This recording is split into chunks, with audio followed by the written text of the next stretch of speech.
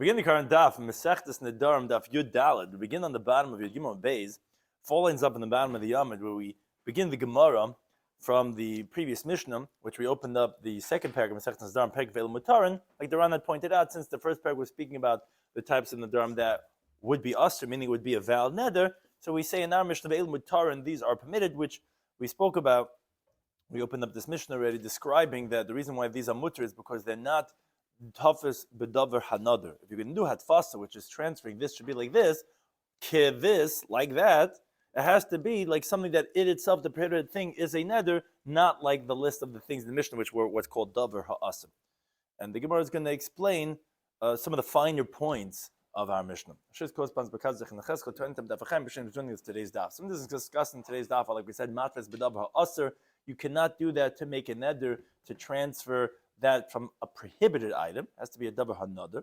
We also discussed the case that the Mishnah described of if he tells his wife, you know what, you're forbidden to me like my mother, who's obviously forbidden to him, what the halacha is. Then we have a more difficult case, only because it's hard to translate, and the Rishonim have different ways of translating the case, and depending on the gersais, of someone who's noida b'Torah. Someone takes a neder, I swear by the Torah, what the halacha is, b'masha kasaba, if he says the words what's written in it, and if he says ba u'b'masha kasaba, in and what's written in it, what is the halacha going to be in any one of those types of wordings? Which the Gemara is going to differentiate between nokal b'yadeh, if he's holding it in his hand, the Torah when he's saying these words, then daitel is karshaba, and then his intention when he says ba means on the God's names inside of it, which would be a valid neder, versus machta alara, if it's laying on the ground, then we'll say daita gvila. When he says ba, he means the parchment, not the words, and obviously then that would not be a valid neder. So we began the Mishnah yesterday, and we said that the following are not effective. We said chulin shayichalach, which the Gemara is going to explain in today's daf. That seems pretty obvious. Why would you say chulin shayichalach? Of course, it's not a neder. And then we described different cases of kabasa chazer, kabitz gechab, and we explained the Mishnah yesterday that each one of them was more severe than the other one in the isser. Kabasa chazer is forbidden to be eaten. Kabitz gechab is to even have a na. Ois levuven is even, there's no bittel. Nebas trevis even has tumah. Shkatz ramasim even has that the tumah is even such a small size. And kachal sound trumasai, you would have thought that ultimately the hafrasha is bedibur, but that's what we're saying, that no, all these cases are mutter because he was matfas bedavar ha'aser, not bedavar ha'nadir. Now that's where our Gemara begins now on the bottom of Yud Gimel Beis, falling up at the bottom of the Amud, where the Gemara says, wait a second. The first case we mentioned in the Mishnah of Elu Mutarin was chulin sha'oichalach, that chulin is what I'm going to eat from you. So the Gemara says, time in the Amud, it sounds like the reason is because you're saying chulin sha'oichalach, that's chulin what I eat from you, which the Ran says that most definitely, if you're telling me chulin what I'm going to eat from you, you cannot be telling me that you're telling it to me for that halach itself, because obviously that's permitted, because you're saying that it's chulin. How could it be a neder? Obviously, you're coming to tell me the inference, the diuk. Oh, okay, that's what's permitted. Ha'amar, but if he says la chulin sha'oichalach, meaning if there's a lamid, as we said, we pointed out already in the previous parak, many nuances in how you say a word. So mashma, that would sound like the lamid could be, oh, loy lechulin lahava, that it should not be chulin, because Allah always infers loy. Oh, okay, ela carbon. Rather, it should be a carbon, then therefore it's going to be usr. Oh, wait a second. Mani masnin, who's the time of our Mishnah? Iremeir, but Remeir, you can't say that. Halesle machlav, as we continue to talk about Yidal Aleph, lav atashmehen. He doesn't hold that you infer from what's not to what is. As the Rush explains on the bottom of Yigimon Beis, meaning at least when it's lachulin with a patach versus loy chulin, two different words. That's definitely, we spoke about already, that might be different, because saying loy chulin might be like explicitly not chulin, but carbon. But if you say la chulin, even though la chulin means loy chulin, that wouldn't necessarily mean like a loy, and that would only have to be inferred. Oh, loy chulin. Oh, but you're saying, but what it is a carbon? That Remeir doesn't hold up. So, okay, it can't be Remeir. Rather, you would have to say it's Rabbi Yehuda, who he holds. We already spoke about this in the first parak, that Rabbi Yehuda holds that you infer. The problem is, if that's the case, Hainu Reisha, this is already the Mishnah in the first parak. They were learned. The Mishnah says over there that La Chulin Sha'eichalach. which is like loichul and shaichalach, that's going to be aser. So we already said this in the previous parak. What would be the purpose of saying it over here? Which the Ran says, it appears to him that the Gemara's question is that if you're going to say the Mishnah is like Remeir, so I wouldn't ask Haina Reisha, because that Mishnah we had in the previous parak, we explained is like a Behuda. Behuda said, if someone says Yerushalayim, etc., it's not going to be a valid neder. Here, meaning we said that Tana was Rabbi Huda, and here we're saying a Stam Mishnah, like even according to a mayor who doesn't hold Machlal V'Tesh Mehen, you would say, oh, here he agrees, because it's as if he said it shouldn't be chulin, which okay, it shouldn't be chulin. Obviously, he's saying that it should be a carbon. But the Gemara is telling us that no, you cannot say it according to a mayor, because again, he doesn't hold Machlal V'Tesh Mehen. Even in such a case, he would hold it's going to be permitted. So then it's Rabbi Huda. If it's Rabbi Huda, already said this exact case already in the first parak. So the Gemara says, you're right. This that we're saying over here, chulin sha'ichalach, is not necessary for the halacha itself, and it's not even necessary for the diuk, because that diuk of what we're saying, oh, but if we said la chulin sha'ichalach, that it would be usher, because that would be like not chulin, but rather carbon, that already said in the first parak from Rabbi Huda. Rather, it's only as a secondary item. And that is, since we said the case is right after that oh, what I'm going to eat from you should be like chazer meat, should be like avodah zara, lahachai ketani, chulin. Therefore, like the Tais explains, we just included other things which the neder is not going to take effect. So he said chulin also. Although it's obviously an obvious case, it's just said together with the other cases. But you're right, it's no chiddush in the case or in the diuk itself. That's one approach. Veinama, he says a different approach. He says, this is what the Mishnah is saying. You're right, chulin itself is not one of the cases. What it means to say is, it's like as if he said, chulin sha'ichalach, that what? And it's not stam to say that it's going to be like chulin. There's a one more added stress, that it should be totally permitted and it doesn't even require she'ela. Sometimes we'll allow something to be permitted, but you need to go ahead and ask and to undo it. Says the Mishnah, says Ravina, what are mutter like chulin? That's kabasar chazer kavayz kacham. That's like if you say it should be like chazer meat, it should be like avodah zara. That's what the Mishnah means to say. It's not one of the cases, but rather a qualifier of these cases. So the Gemara says, wait a second. Are you telling me that if it didn't say these words chulin sha'ichalach, which you're saying is qualifying, I would have thought to say that that you would actually have to ask the Rav for a request to undo it, and that's why you have to say it? But do you really entertain to say such a thing? But on Migtani Sefer, our Mishnah was split into two categories, a Reisha and a Sefer. Reisha said ve'elu mutar, and it spoke through the whole list, and it said that those are mutar. And then it said the last case was someone says to his wife, you are on me like my mother, meaning forbidden to me like my mother is forbidden to be intimate with me. So we said we have to find an opening for him from somewhere else, not from the honor of the parent. And that's the halacha of the Sefer. Oh, so machlal, the reisha lebayishayla. Obviously, that means to say the reisha does not need a request, because the Sefer is saying you need a request. So what are you telling me? The words chulin sha'ichalach is telling me that it's a qualifier like chulin, that what? That you don't need to have a pesach, a sheila. And that's why it says it. But I know that already, even if you didn't tell me the words chulin sha'ichalach, because the Sefer requires that. Obviously, the reisha does not require that. So the Gemara says, you're right, rather it's clear, chulin and meila nas, but you have to say that the case of chulin, that chulin sha'ichalach was only said as a secondary. It was just once we're saying cases, like the first teretz the Gemara gave of basal chazav, it's kachavim, that they're mutter, so only with that we mentioned also the case of chulin. Now the Gemara says, but manan amili, where do we know this idea that we've mentioned already many times in this Masechta, that if you're matfis bedava ha'aser, which are the cases of the Mishnah, if you're trying to transfer and say, this is going to be forbidden to me like this, that's not going to work. If it's a dava asa, it has to be dava another. How do we know this? So it says the Gemara Amakar, because the pasuk is Bamidbar, when it talks about the pasuk of making a vow, it says, Ish ki yidur neder Hashem. When the man is going to surely take a vow for Hashem, what's yidur neder? What's the second double redundancy? It's ad she yidur bedava hanother, until you take a vow in something that is vowed. Now, the Ran says it appears to him that what the Gemara is saying is like this. The Gemara thinks that to tell us that if you're matzvis bedavar hanader, that it's going to be us. I mean, to be mechadish that you could do hatfasa, because you could say two things when you're darshaning. You could say that it's saying even hatfasa b'davar another works, or only hatfasa b'davar another works. So the Ran says, to tell me that even hatfasa works, then I don't need a pasuk.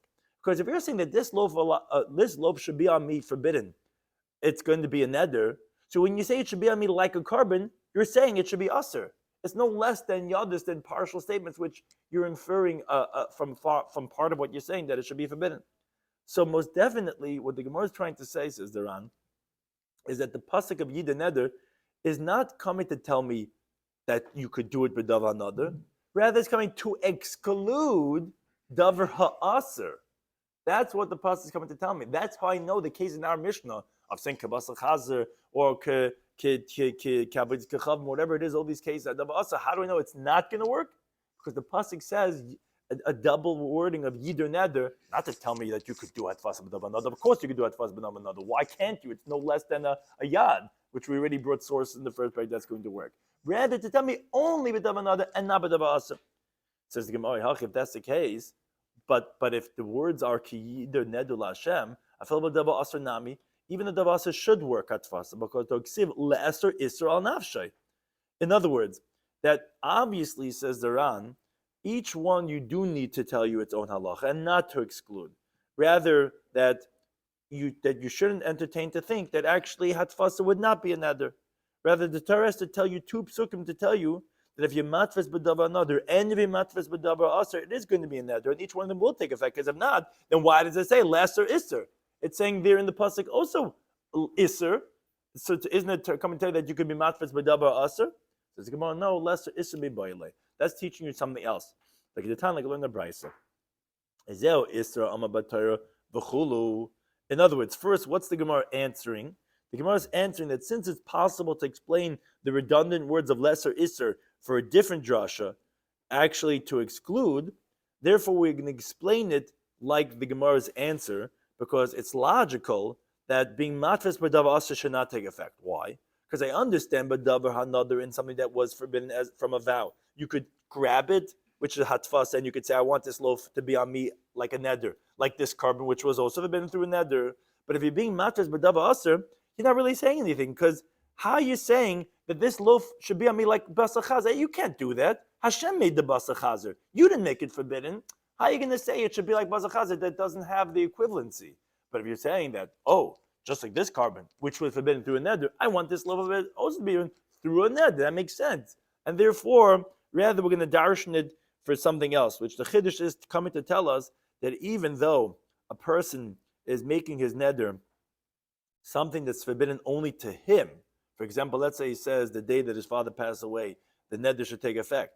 Where if not for the pasuk of lesser Isra al Nafshay, I would have thought to say, when it says ki yoder neder has to be until he takes a neder in something that's totally prohibiting everyone because of that neder, that is, says the Ran, what the Gemara is answering, that the pasuk of lesser Isra al Nafshay, that even if it's only on him, that's what the pasuk is going to teach you, that the hatfas is going to work, but not coming to include that of davar aser. And that's how we know this halacha of our Mishnah of all the first categories, that they're going to be mutter because they are hatfasa b'davar aser and they're not considered b'davar hanad. Now the Gemara quotes in the Mishnah, however, in the Seifa we said an interesting case. Someone says to his wife, you know what?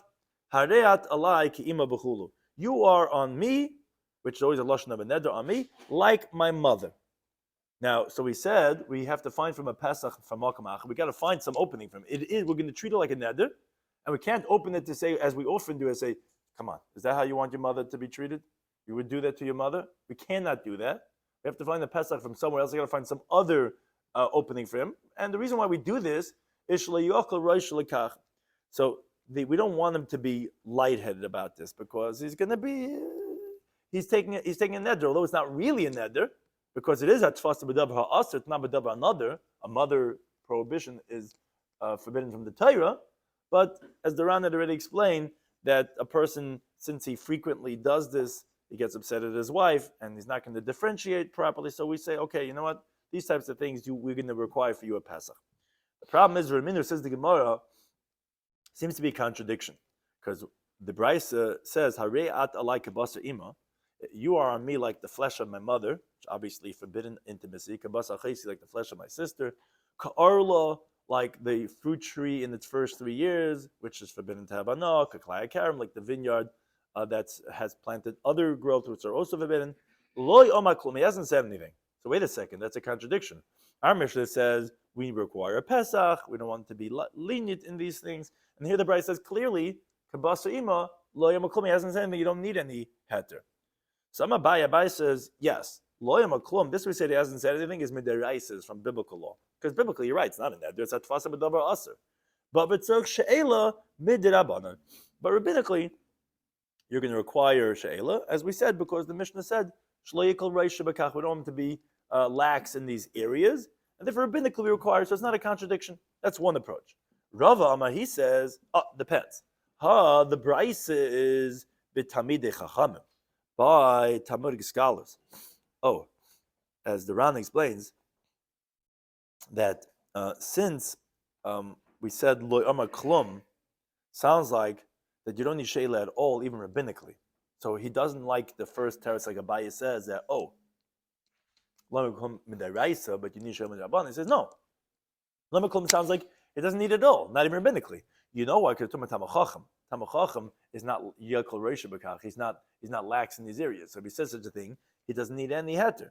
Our Mishnah is talking about Amma Aretz by ignoramus as Vatanya, although usually Vatanya is a question, here it's more of a calm Vatanya. In other words, that even though you require Sheila of Amma Aretz, still the Brisa said Lo Maklum, because for a Tamachachim it doesn't require Sheila. As the Brisa says, I know the B'Torah, if someone takes a neder in the Torah, which we're actually going to talk about right after this case of a neder b'Torah, Loy Omar Klum, he hasn't said anything, but what we see is that, but even though the Brisa says you don't need anything, you still have to go ahead and ask the Chacham, which would be rabbinically. But V'amar Rav Nachman, he said, Tamachachim does not require Sheila. Again, the same type of answer that Rava gave, although we'll have a Brisa that says you don't need anything, although Amoritz will require, like we had in our Mishnah's case regarding Basar Ima, but the equivalent case of Noida B'Torah, although you haven't really said anything, as we'll see right now, we'll quote another Brisa that's going to elaborate on that halacha, and Ein Tzara Klum, but Amoritz does require, it's only Tamachachim that does not require. So we see that similar type of differentiation. Now, the Rana just says over here, regarding the halacha, that we hold that matfis b'davar aser is not a neder, and you don't need a sheila at all. He says, even by ma'aretz, it's only in the case of the seif of a Mishnah when you take a vow on the wife, as we explained in the Mishnah. But when you matfis b'davar hanader, he says, even if it's something that is a neder only for him, it's going to take effect. But he just points out that that's only when you're matfis by a neder. But to be matfis by shvur is not effective, as the Gemara says in Mesechta Shvur Daf Chaf and Aleph, that when you're matfis b'shvur, it's not like you said a shvur from your mouth. And he explains very importantly. He says the reason why is because, and this is a fundamental principle. Anyone's learning any lumdis in Masechtas Nadarim, this is the theme that keeps on coming over and over again. A neder takes effect on the object. He's making the object forbidden on him through a neder. So therefore, when he's matfis, when he transfers one object to another object, it's appropriate to take effect because it's something on the object. But by an oath, a shvuah, he's prohibiting himself from the object. But the actual object itself doesn't have any neder or kedusha on it itself. So therefore, when he says this should be like this, he hasn't said anything. So if he says that I'm not going to eat meat like the day that my father passed away, that atfasa doesn't take effect because there's nothing to transfer.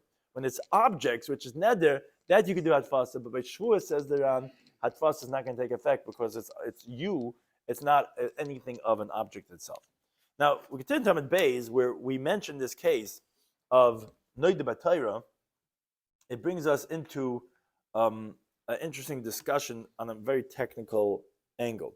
As the Ram points out, the Gemara concludes over here that if you make a neder b'Torah, that's what you say. You swear you take a vow by the Torah that you're not gonna that I'm gonna eat from you, like such wording.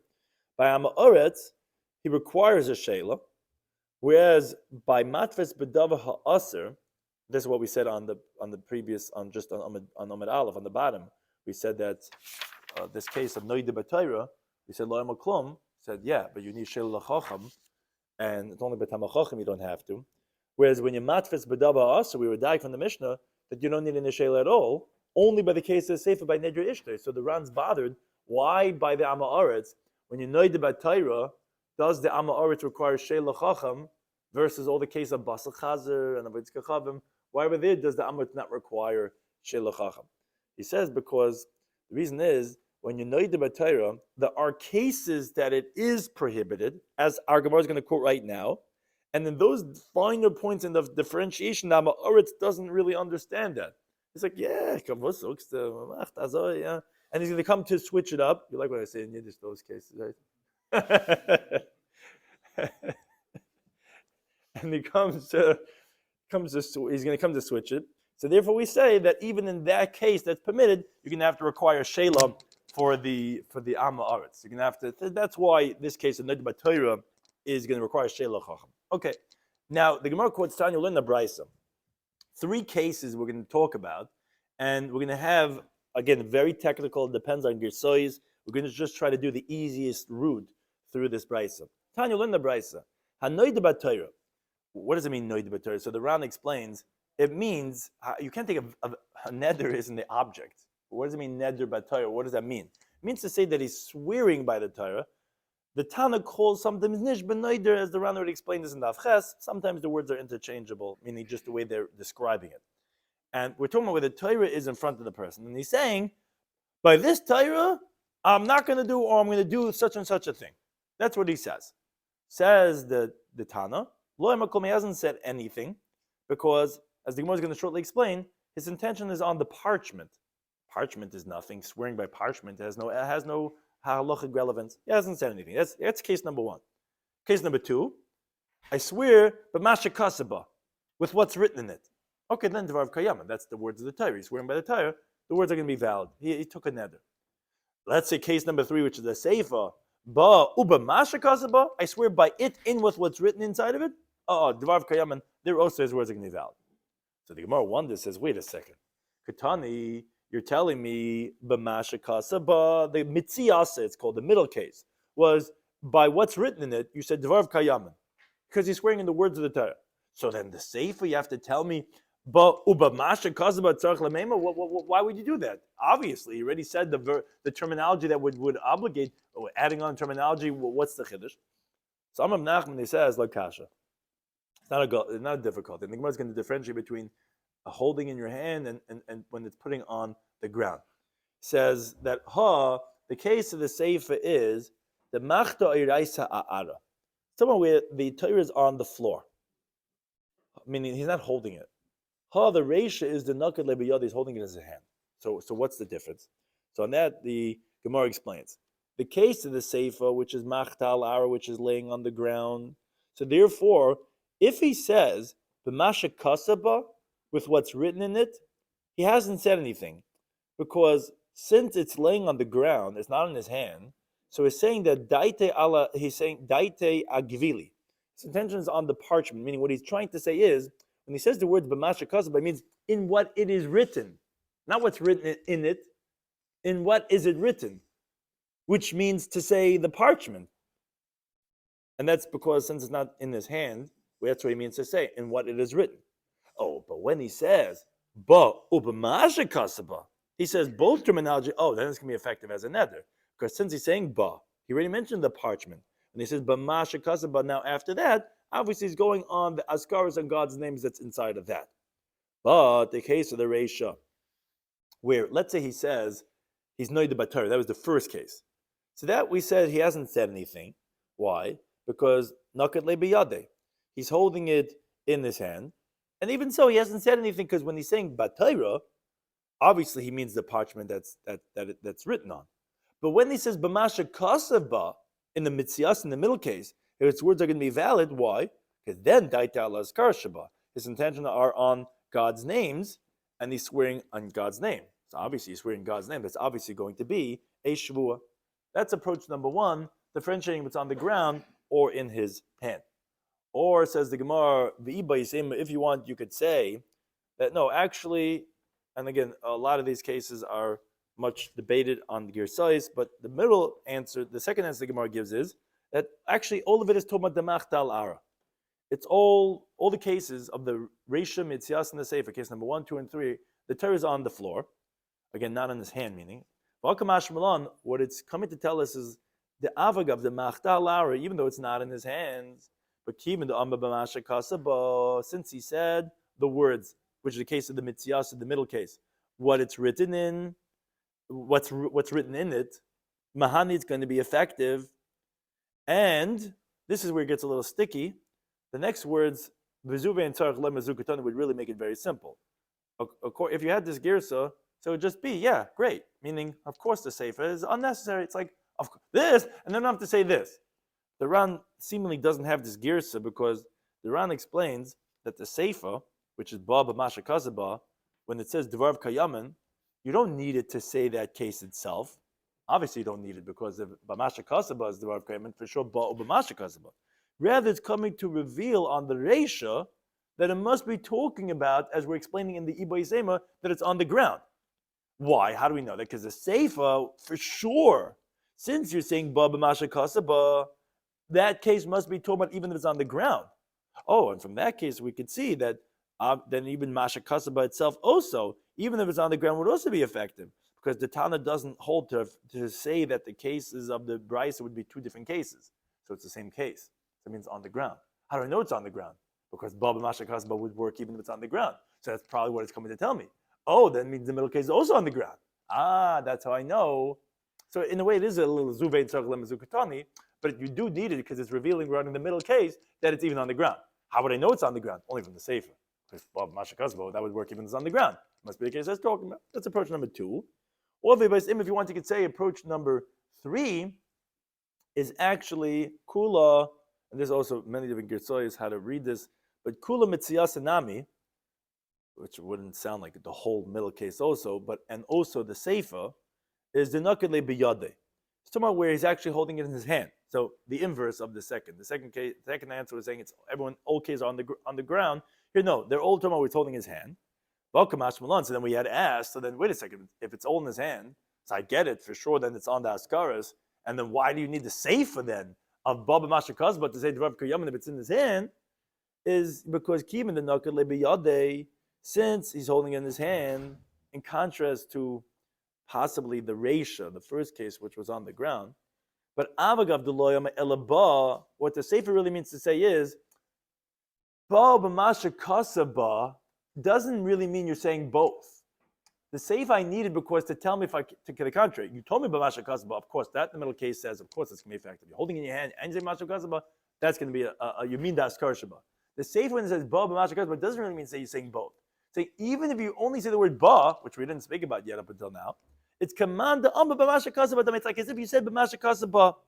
As the Rush has a girsa that says v'ibayis ema, that the reisha, the first case, is where it's on the ground, and that's coming to tell us that even though it's on the ground, if he said b'masha kasaba, which is the middle case, is going to be effective. The sefer is where it's in his hand, even though he doesn't say but ba, it's like he says b'masha kasaba. Because ba b'masha kasaba means to say, he said ba or b'masha kasaba, or even if it just says ba, it's like as if he said b'masha kasaba. That's a chiddush of the sefer, even if he only said the word ba. That's a chiddush. It's like as if he said b'masha kasaba. Continuing the halacha, the next mishnah, just to get started with the next mishnah, the mishnah says, koinim, if someone takes a lashon of a neder, sha'ani yashan. And again, kainim we know is one of the kenuyin, one of the slang, because it's a carbon, it's a distorted wording of the word carbon.